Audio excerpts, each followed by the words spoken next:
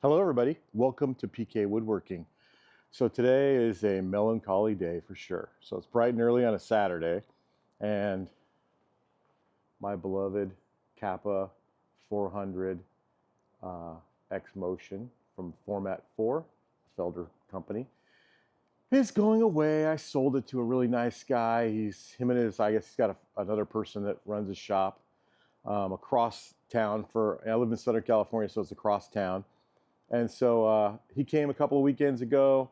We made a deal, and he's got somebody showing up with a truck to pick it up today. So the truck's got a massive forklift. So I really don't think it's going to work back here on the concrete I have back here. So what I'm going to do is get this free, and I'm going to roll it down to the end and give you guys a look at what that looks like. So anyways, here goes. All right.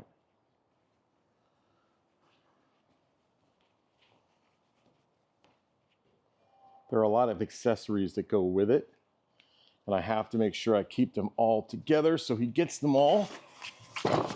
I'm going to ask the truck driver, but I think what would be smart is if I cut a couple of pieces of 2x4, one to go here to prop this up, and one to go here to prop this up so it doesn't bounce so much when it's being transported. So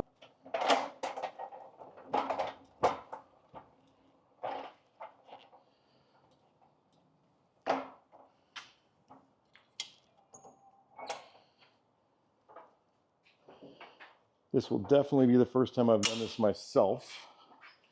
I've shimmied them. I shouldn't say that. I've shimmied this around myself many times, but this will be the first time I move at any significant distance by myself. There's a foot on the back corner that adjusts up and down that adjusts up and down to support the weight of that. So I'm going to force it up as high as it can go while we're shipping.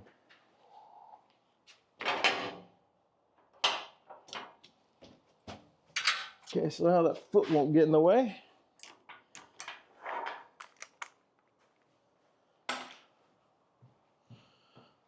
All right, let's see how this goes.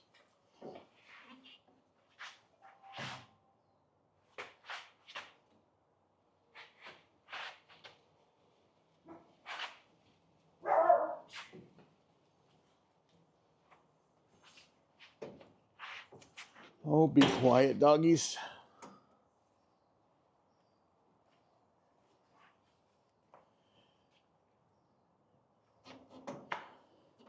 Well, I will say this is a lot easier than I did it in the in the 2-car garage.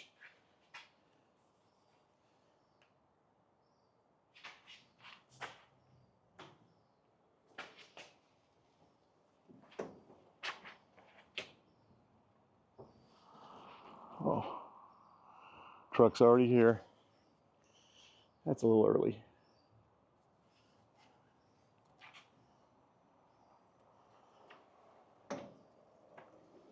Well, it is what it is.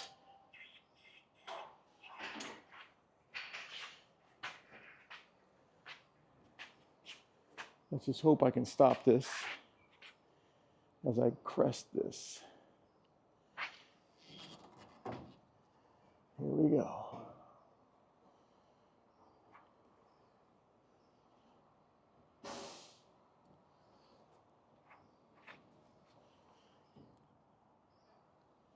Come on. Come on, big guy. All right.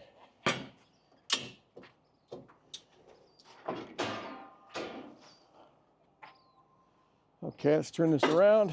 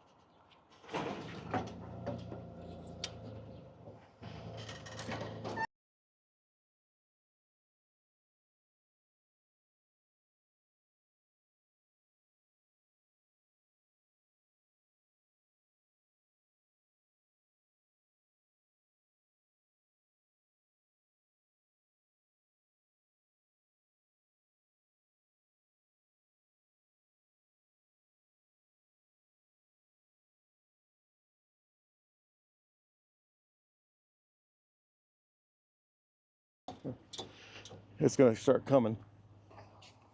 You gotta go up to a higher.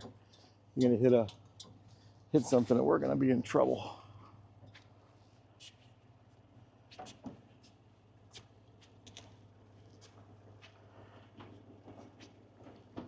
Oh.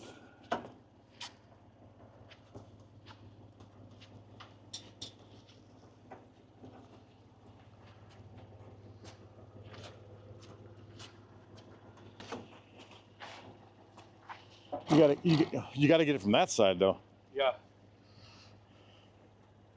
Can we go more? Well, just turn it around right now.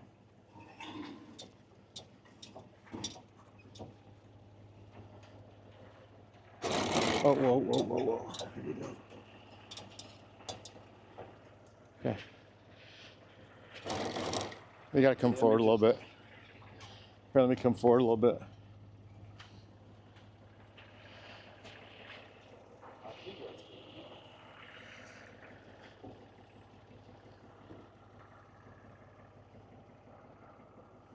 Yeah, just put it down right there.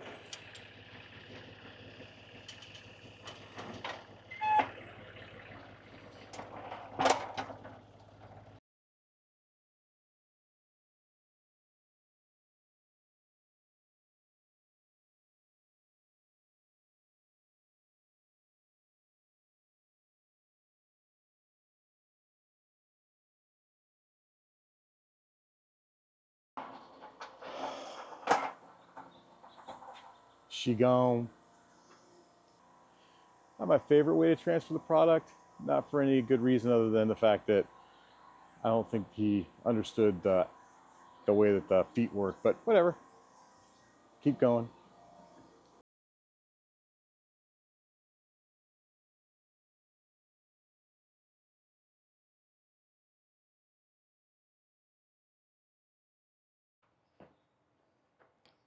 Welcome to the empty shop. Let me clean up a little bit.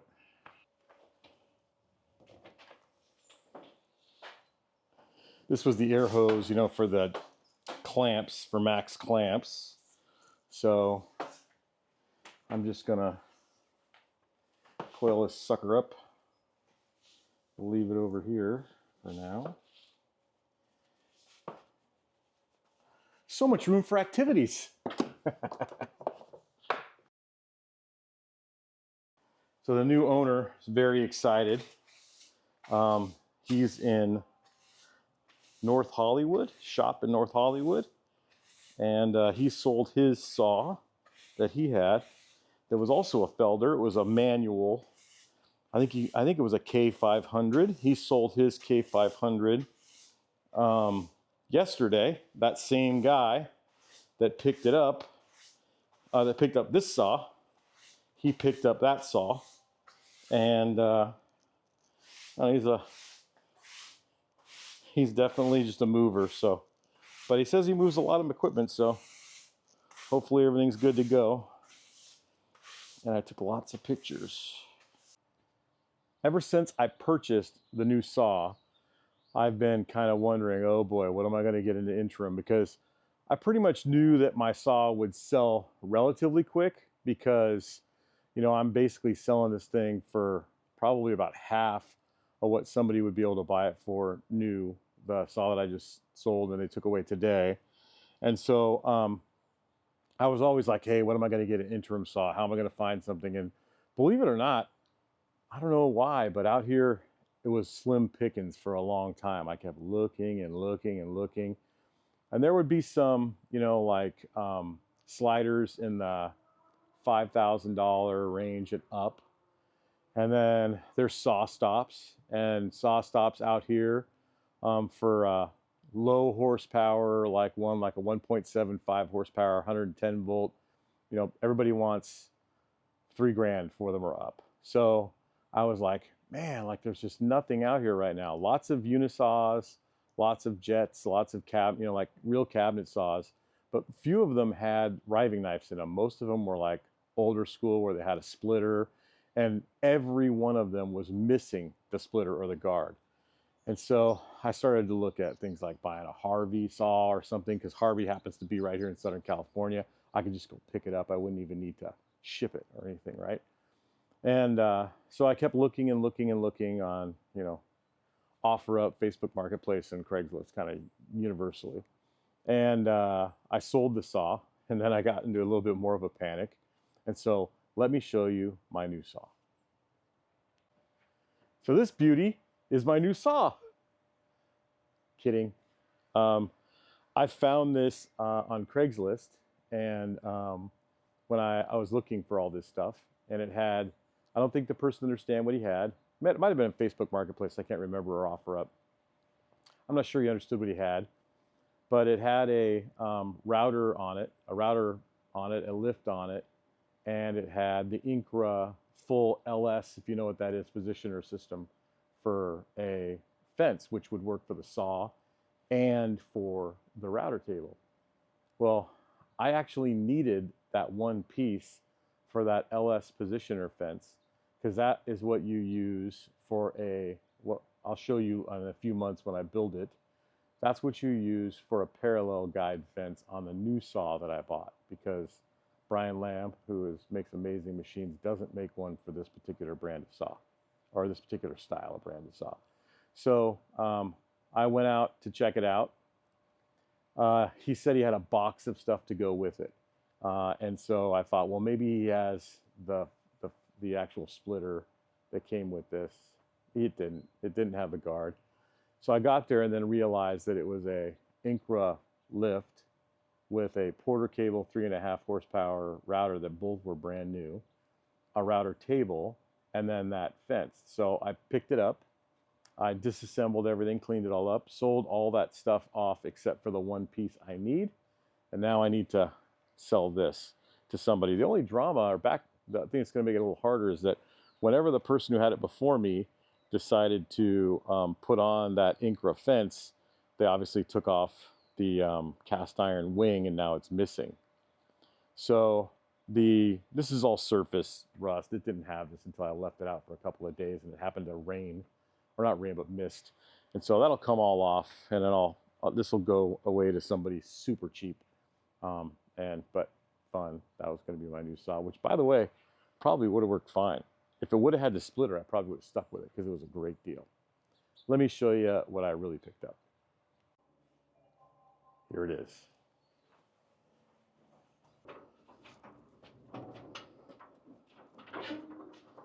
As you can see, I may have already done some disassembly here, but nothing I can't explain as I go. Let's get this thing into the shop.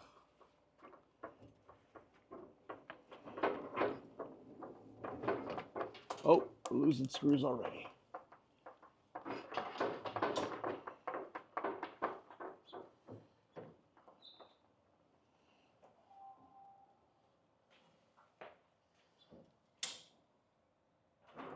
Ta-da! This is my new saw. To me, saw. So let me give you the story. So first things first, I found this again on, I think, Craigslist. I didn't find this out till I went and looked, but it was they make high-end fixtures for retail, I think is what the guy said. So everything's got a story.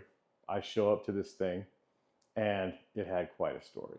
So the first thing is, he said that they bought this new, and that at that point in time, they had a different foreman in the shop, and they used it for like a year and a half, cutting, I guess, sheet goods or some kind.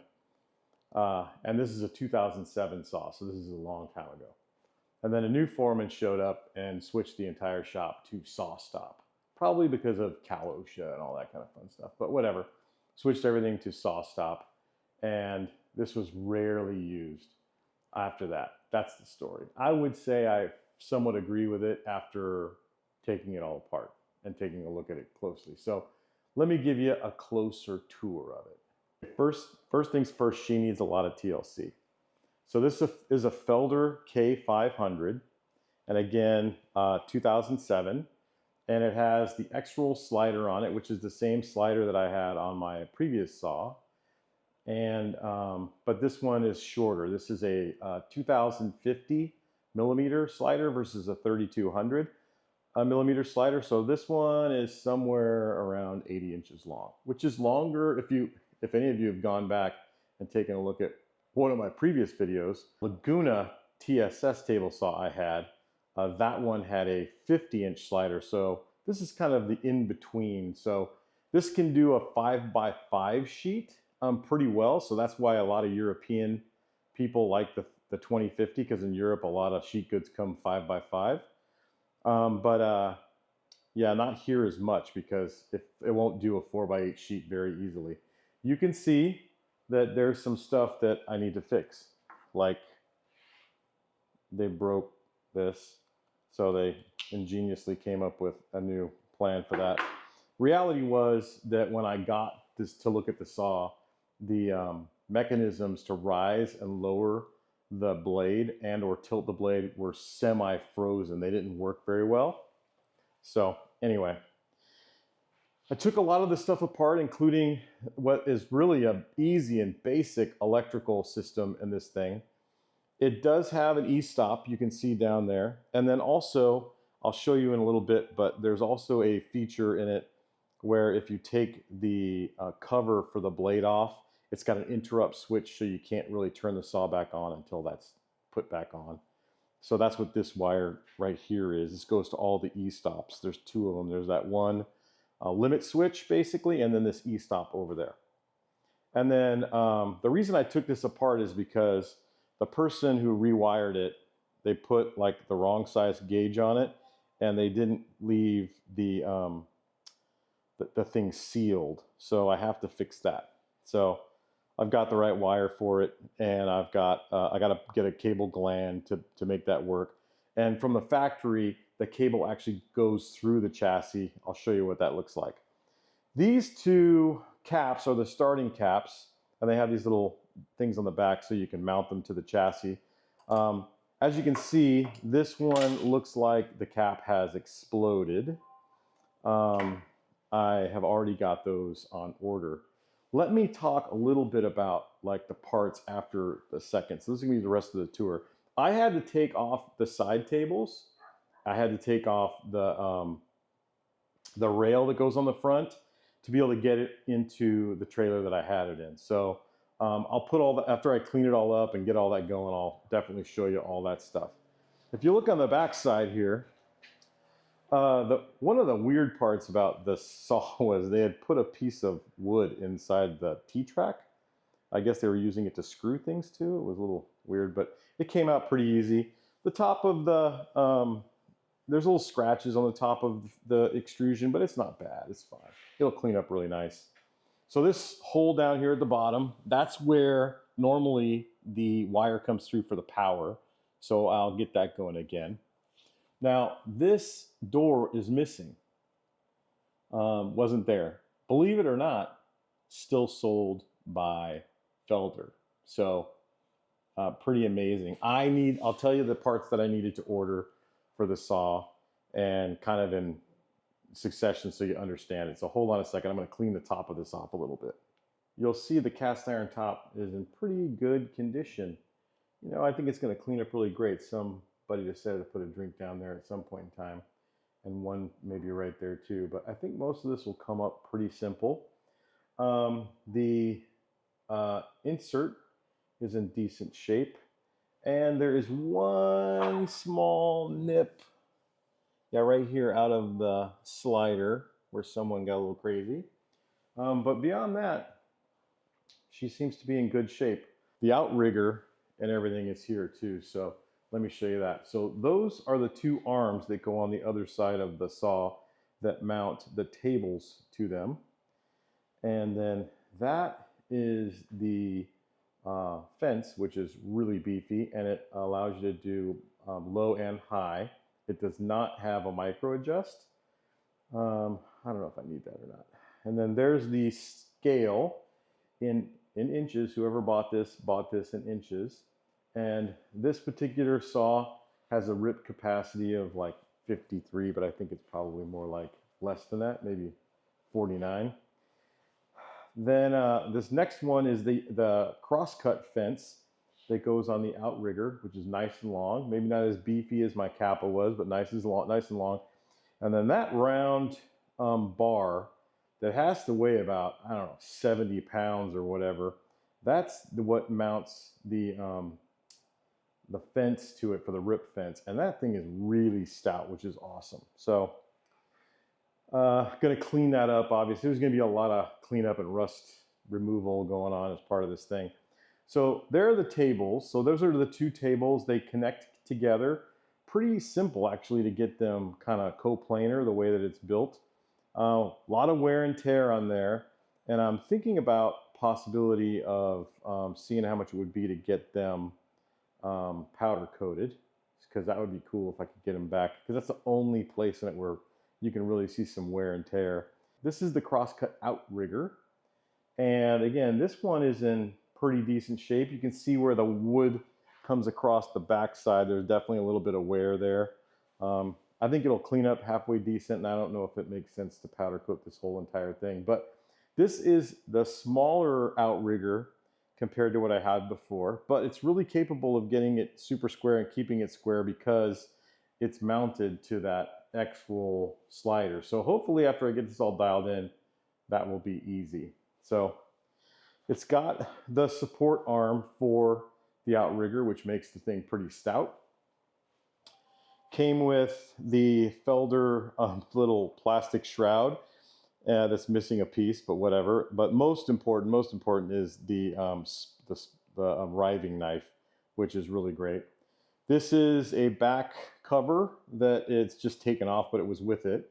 And then all of the parts, etc., that are here. So again, this is the knob for rise fall. It's kind of worn out, broken. This doesn't attach correctly anymore, the little knob.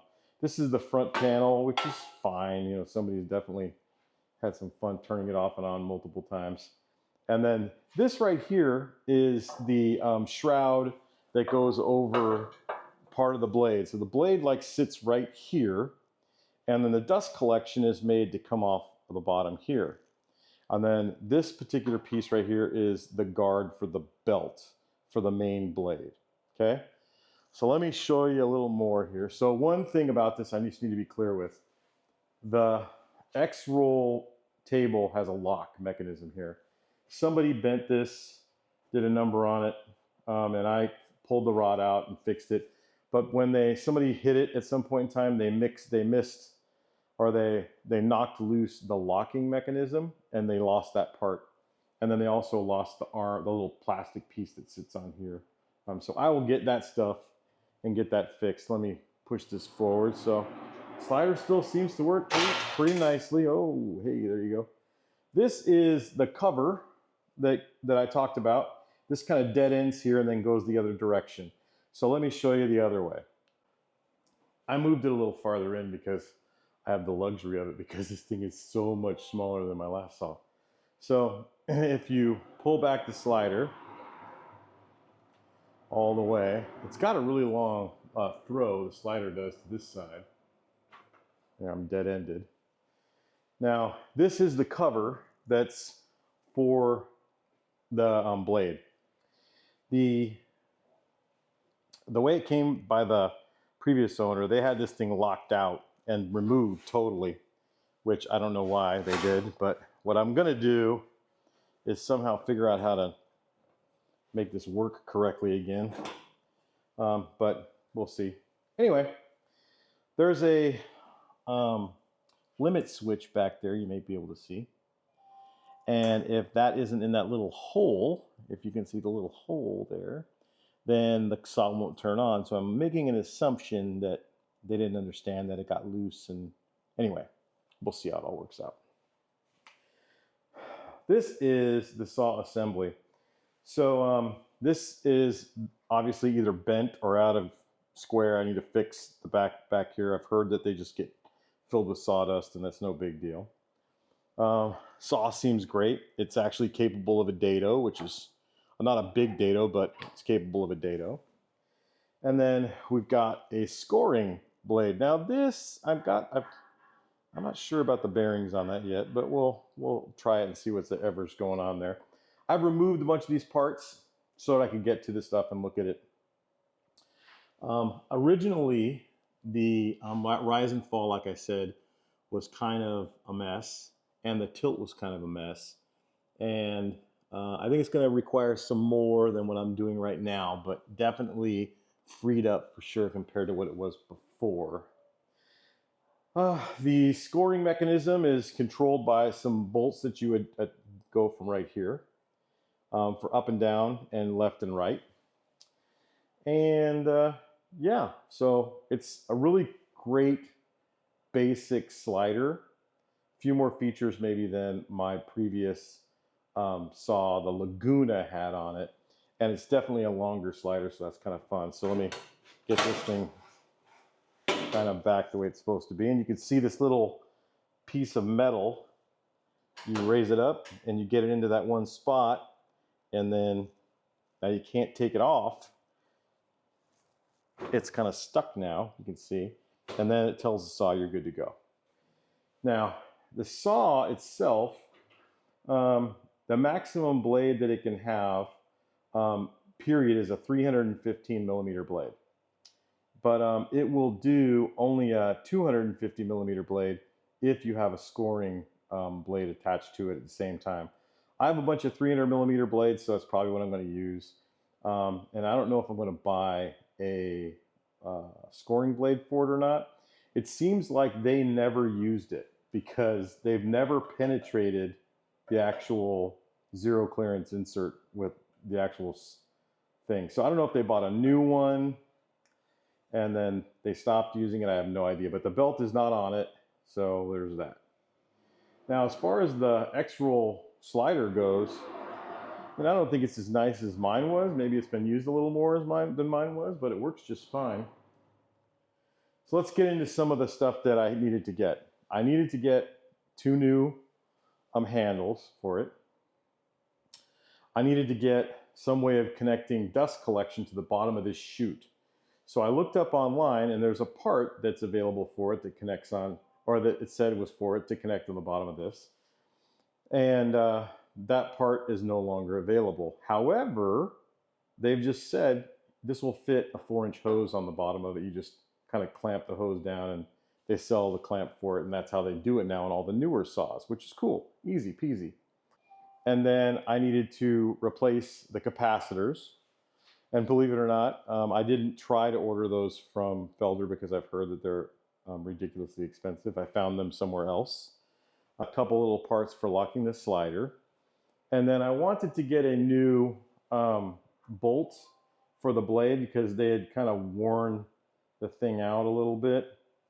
And I wanted to also get a new flange because the flange actually has like the bolt built onto it, or the nut, I should say, built onto it, and it's a little janky. So they're available, so I ordered one. And then I ordered both new belts, and I also asked them, hey, do you have that door still? And again, this is from 2007, right? So this is a 18-year-old saw, give or 7. Wait a minute, so, yeah, something like that. And they still have the door in stock. So I've ordered a bunch of parts for the saw. It was not crazy expensive. I think my total parts outlay right now is somewhere around $300, which is, I'm probably buying stuff I don't really need to buy. The thing probably works perfectly right now. But, hey, why not? She needs a ton of cleanup. And it probably hasn't been cleaned up ever. So I'm going to do a lot of scrubbing and cleaning. I'm going to make a series out of this. First part, tear down, clean up, figure out some of the basics. The parts are going to take a couple of weeks to get here from Felder. Probably a week for the stuff that's in stock in the US, and another week for the stuff that's in Europe, so to get here. But I'm going to make a cleanup, and then I'm going to make a reassembly kind of video. So this probably is going to be a total of 2 parts. And then hopefully I'll have a really nice working saw for the next 5 months or so until my new saw gets here. And then I'll be selling this off to someone else. A couple of key things. It's 4 horsepower, single phase. which is really, really cool because easier to sell for sure. And I think pretty desirable from that perspective. I do want to say a couple of things though that are a little different about maybe this. They still sell the K500 saw now. So the saws now come in this size of a body, and they also come in a professional version, which has a longer front kind of foot area to it. So I think you got about this much more here on this front piece and this much maybe more on the back piece. So the back piece may be the same. The front's a little longer. I'm not sure. But that chassis is made for when it comes with a shaper also built into it, because you can get this as a KF 500, which means it's got both pieces. Back in the day, though, I'm not sure about how that worked because I have a manual from it back in the day, and I also have a brochure from back in the day. They don't call out an S or a P version on those manuals, so I guess remains to be seen what that's like. But the current version now, you can't get the outrigger like this that I know of in the smaller chassis that they sell. You have to move to their P version to get this outrigger to then support the outrigger arm to support the outrigger, so you can put like bigger pieces of wood on it and support bigger pieces of wood. I'm sure someone will correct me down in the comments, so I hope you do, because if you know more about that than I do, that would be great. I think all of the fixes on this are going to be pretty simple. It's going to be removing, adding some stuff or whatever, and that's easy. This saw weighs about 1,000 pounds, give or take. So it's about half the weight of my previous saw. I don't know if the new saws weigh that much or if they have some kind of ballast in them, but the inside chassis of this is way overbuilt. So anyway, we'll see how this goes, and I'll take you along for the ride.